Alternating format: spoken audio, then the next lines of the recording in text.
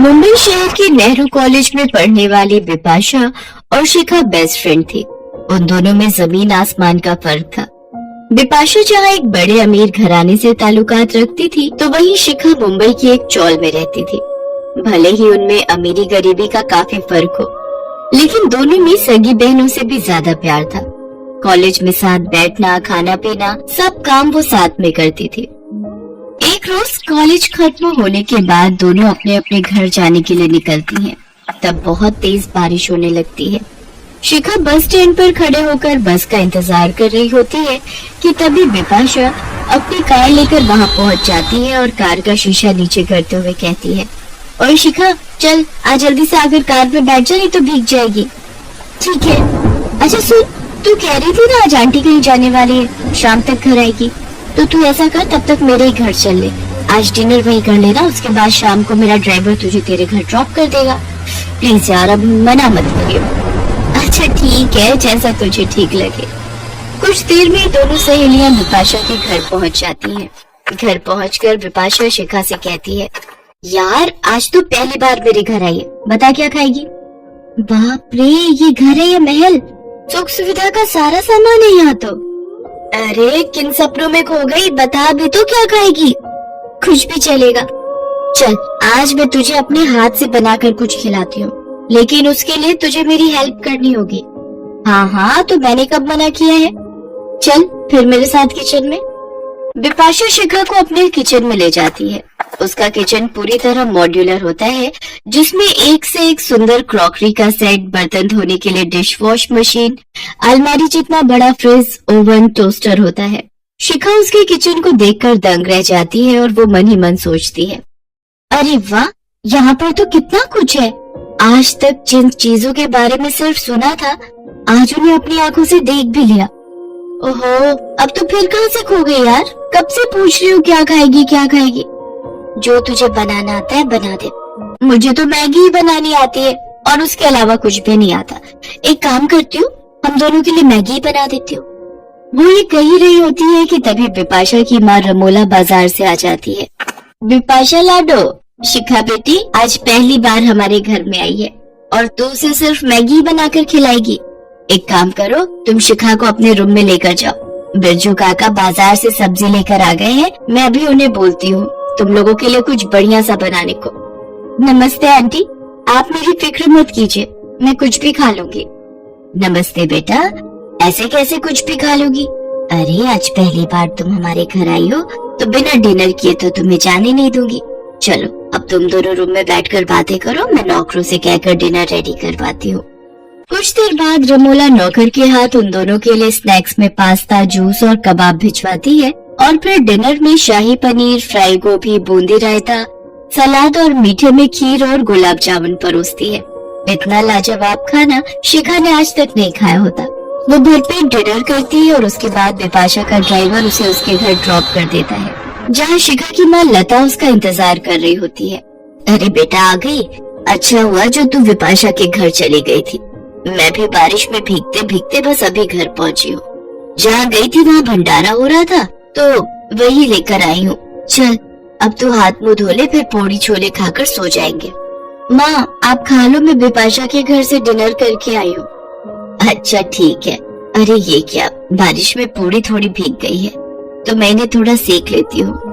बहुत देर तक लकड़ियाँ और उपले लगाने के बाद लता के घर का चूल्हा जलता है। एक कोने में बैठी शिखा ये देखकर मन ही मन सोचती है, कितना फर्क है अमीर और हम गरीब की रसोई में। जहाँ अमीर को खाना गर्म करने के लिए सिर्फ ओवन का स्विच ऑन करना होता है और झट से खाना गर्म हो जाता है, तो वही एक गरीब को रोटी सेकने के लिए भी कितनी जद्दोजहद करनी पड़ती है। फिर उसकी नजर अपने घर की रसोई में रखे डिब्बों पर जाती है, जिनमें मुश्किल से ना के बराबर राशन होता है। एक और अमीरों का घर होता है जिनकी रसोई में दुनिया भर का सामान है, जहाँ ये समझ नहीं आता कि क्या खाए और क्या नहीं। और एक और है ये हम गरीबों की रसोई। ऐसे ही वक्त बीतता गया। शिखा पढ़ाई में काफी अच्छी थी और वो अक्सर पढ़ाई में बिपाशा की मदद किया करती थी। बिपाशा और शिखा के एग्जाम आने वाले थे। शिखा अक्सर कॉलेज खत्म होने के बाद बिपाशा की पढ़ाई में मदद करने के लिए उसके घर जाया करती थी।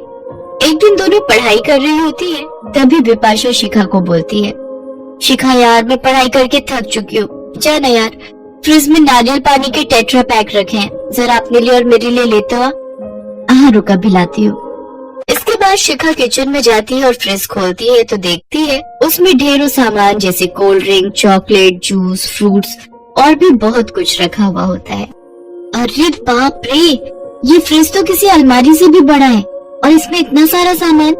ये तो ऐसे लग रहा है जैसे किसी मॉल की कोई बड़ी सी दुकान हो। इसमें तो दुकान की तरह कितनी सारी चीजें रखी हुई है खाने पीने की, और एक हम गरीबों के घर की रसोई है जिसमें फ्रिज के नाम पर एक पानी का मटका ही रखा हुआ होता है। ये सोचकर शिखा फ्रिज में से नारियल पानी लेती है और चली जाती है। फिर शाम को रमोला अपने कुक से कहती है, सुनो बिरजू, आज खाने में चिकन कोरमा, कढ़ाई पनीर, बूंदी रायता, लच्छा पराठा और बटर नान बना देना, और हाँ, मीठे में गुलाब जामुन और रसमलाई रख देना। जी मालकिन। और मालकिन, जो दोपहर का खाना बचा है उसका क्या करना है? अब हम बासी खाना थोड़ी ना खाएंगे, उसको तुम फेंक देना। वहीं खड़ी बिपाशा और शिखा रमोला की सारी बातें सुन रही होती हैं। शिखा बेटा, डिनर रेडी हो रहा है, तब तक तुम दोनों अपना स्टडी कंप्लीट करो, फिर हमारे साथ ही डिनर कर लेना। जी आंटी। बिपाशा के घर पर पढ़ाई खत्म करने के बाद शिखा उनके साथ डिनर करती है और फिर अपने घर चली जाती है, जहाँ पहुंचकर वो देखती है कि उसकी माँ बड़ी देर से चूल्हा जलाने की कोशिश करती है और फिर जाकर उसके घर का चूल्हा जलता है। फिर जब उसकी माँ रोटी बनाने लगती है तो देखती है कि आटा सिर्फ आज के दिन के लिए होता है। ये देख उसकी माँ लता सोचती है, हे राम, ये तो जरा सा ही आटा है। ऐसा करती हूँ, शिखा के लिए रोटी बना देती हूँ और मैं अपने हिस्से का आटा उसके कल के खाने के लिए रख देती हूँ। अपनी माँ की बातें सुनकर शिखा की आंखों में आंसू आ जाते हैं। तभी लता की नजर शिखा पर जाती है।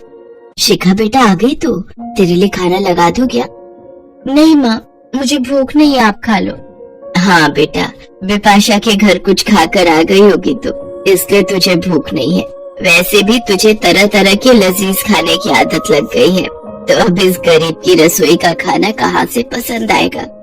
ऐसी कोई बात नहीं है माँ, आप देखना, एक दिन मैं आपको बहुत सारी खुशियाँ दूंगी। माँ, मैं इस अमीर और गरीब की रसोई का फर्क जरूर मिटा दूंगी। अरे क्या हो गया तुझे? कुछ नहीं माँ, बिपाशा के घर में एक वक्त में इतना खाना बनता है कि समझ नहीं आता कि क्या खाएं और क्या छोड़ें। और उसके घर पर तो बचा हुआ खाना इतना फेंका जाता है जितना हमारे यहाँ हफ्ता भर चल जाएगा। बेटा, ऊपर वाले ने सबके नसीब में एक जैसा सुख नहीं लिखा। अगले दिन शिखा अपने घर पर उदास बैठकर पढ़ाई कर रही होती है कि तभी वहाँ बिपाशा और रमोला आ जाती हैं। ओए शिखा, आज तो अकेला अकेले पढ़ाई कर रही है? आज तू नहीं है इसलिए हमने सोचा हम ही आ जाते हैं तेरे यहाँ पढ़ाई करने और लता आंटी के हाथ का बना खाना खाने।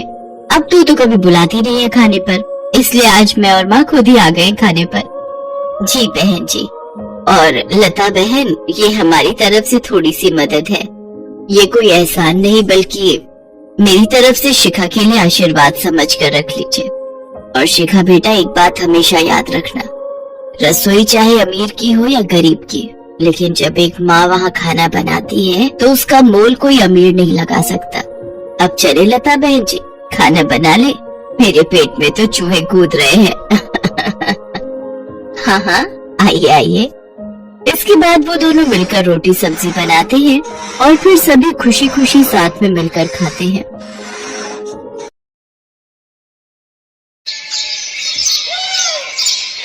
आर्यन, आराध्या, मैं आखिरी बार बोल रही हूँ, finish your meal, come on fast. चलो मैं अपने हाथों से खिलाती हूँ। नो मम्मा, मुझे नहीं खाना, मुझे पिज्जा खाना है। यस मम्मा, मुझे भी नहीं खाना ये दाल चावल। देखने में कितनी मस्त है ये, मुझे तो बर्गर खाना है। नो बेटा, जंक फूड कभी कभी खा सकते हैं, बट रोज जंक फूड हमारी हेल्थ के लिए अच्छा नहीं होता। और आपको पता है ना, पापा अभी अभी ऑफिस से आए हैं, वो बहुत थके हुए हैं और आराम कर रहे हैं, तो आज हम बाहर नहीं जा सकते। ओके, यही खाना खाना होगा तुम दोनों को। एक बार खाकर तो देखो, बहुत टेस्टी है। आर्यन और आराध्या को घर का बना खाना बिल्कुल पसंद नहीं था। उन्हें किसी बात की कोई कमी नहीं थी। उनके पिता अभिलाष का शहर में बड़ा बिजनेस था। अभिलाष अपने दोनों बच्चों से बहुत प्यार करता था और उनकी हर जिद पूरी करता था। उस दिन भी जब आर्यन और आराध्या ने घर का खाना खाने से मना किया तो अभिलाष तुरंत उन्हें खाने के लिए बाहर ले जाने लगा। ये देखकर उसकी पत्नी मालिनी ने उसे समझाया, सुनिए, आप ये गलत कर रहे हैं। बच्चों की जिद एक हद तक ही पूरी करनी चाहिए। आपको पता है इन दोनों की आदतें कितनी बिगड़ती जा रही हैं? दोनों घर का खाना चखने को भी तैयार नहीं है। ओफो मालिनी, तुम कुछ ज्यादा ही सोच रही हो। बच्चे तो है, जी लेने दो इन्हें अपनी जिंदगी। तुम भी जल्दी से तैयार होकर आ जाओ। मालिनी हार मानकर बाहर चलने के लिए तैयार हो जाती है। सभी लोग बाहर जाकर पहले आइसक्रीम और फिर पिज्जा खाते हैं। फिर कुछ देर बाद, आराध्या, जब तुमसे इतना बड़ा पिज्जा खाया नहीं जाता तो क्यों मंगवाया? जल्दी फिनिश करो, देर हो रही है। मम्मा, मेरा पेट भर गया है, अब मुझे नहीं खाना। ये बहुत गलत बात है बेटा, खाना ऐसे बर्बाद नहीं करना चाहिए। तुम्हें पता है कितने ऐसे बच्चे भी हैं जिन्हें पूरा दिन खाने को कुछ भी नहीं मिलता और तुम ऐसे। मालिनी, अब बस भी करो। कोई बात नहीं आराध्या बेटा, आप ऐसा करो, ये पिज्जा अपने साथ ले लो, बाहर चलते हुए डस्टबिन में डाल देना। ओके?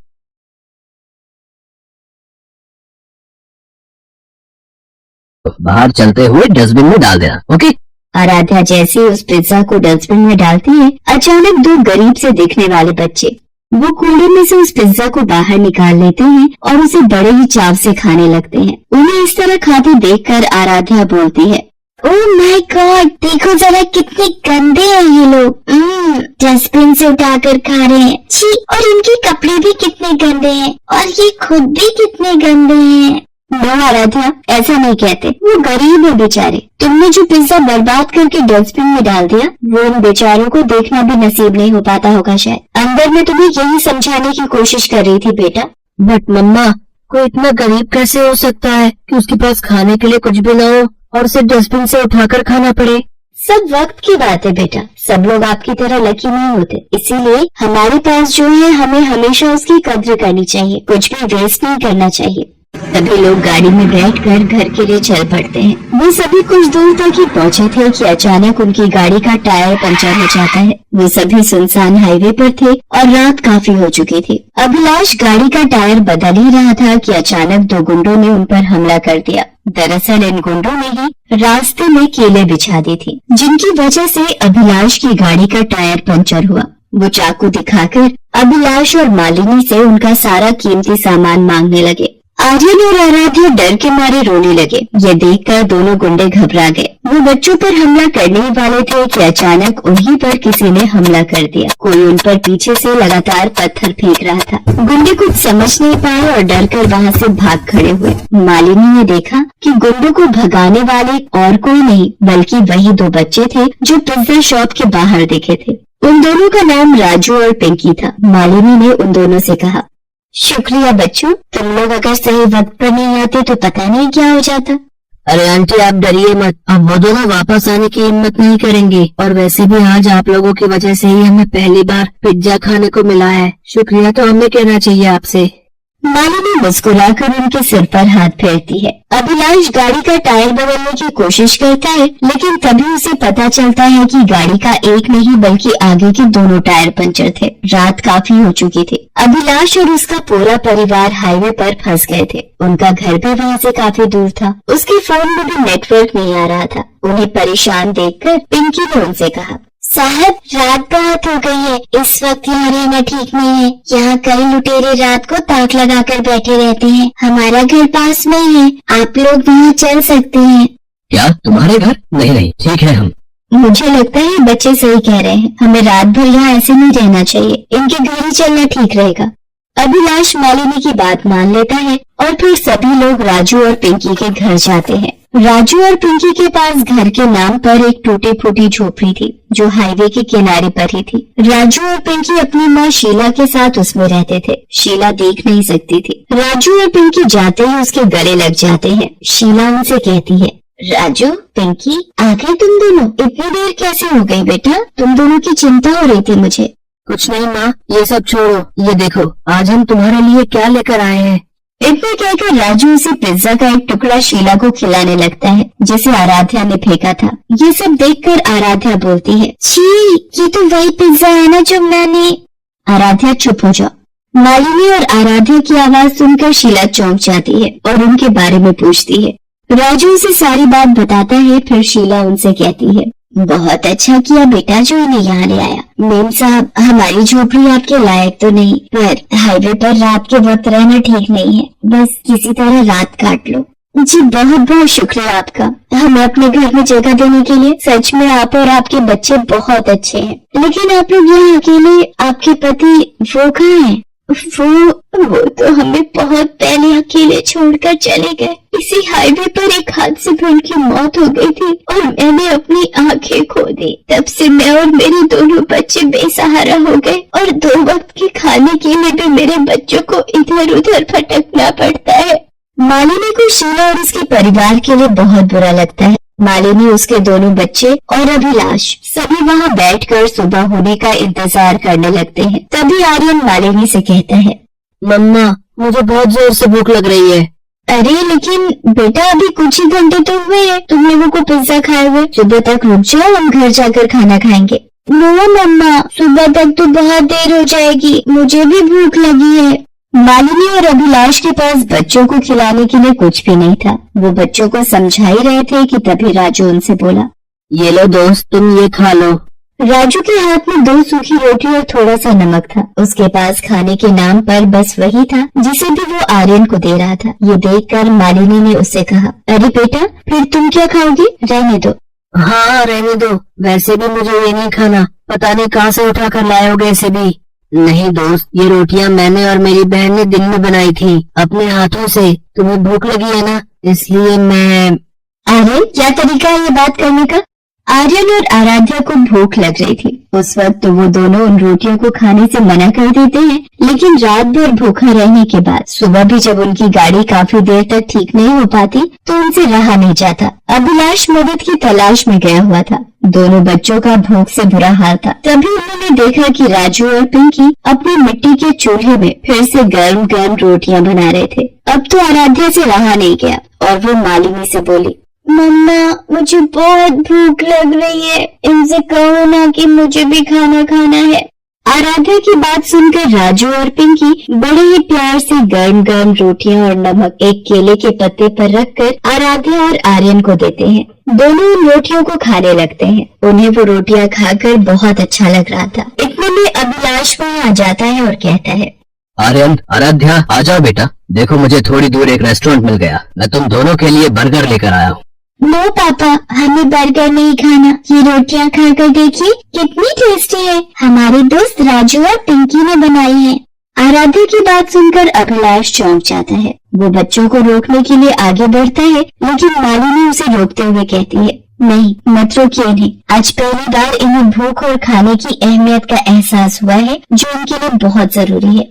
इतना कहकर मालिनी अभिलाष के लाए हुए बर्गर राजू और पिंकी को दे देती है। अभिलाष अपने साथ एक मैकेनिक भी लेकर आया था जो कुछ ही देर में उनकी गाड़ी ठीक कर देता है। वहाँ से जाने से पहले मालिनी शीला के सामने हाथ जोड़कर कहती है, मैं आपका जितना शुक्रिया अदा करूँ वो कम ही है। नहीं नहीं मेम साहब, भले ही हम गरीब हैं लेकिन इंसान होने के नाते इंसानियत दिखाना हमारा फर्ज है। शीला की बात सुनकर मालिनी और अभिलाष को बहुत अच्छा लगता है। वो शीला और उसके परिवार की मदद करने का फैसला कर लेते हैं। वो जब भी वहाँ से गुजरते राजू और पिंकी के लिए हमेशा खाने की बढ़िया बढ़िया चीजें लेकर आते। दूसरी तरफ आर्यन और आराध्या भी अब बदल गए थे। राजू और पिंकी उनके दोस्त थे और घर का बना खाना अब उनके लिए पिज्जा बर्गर से ज्यादा टेस्टी था।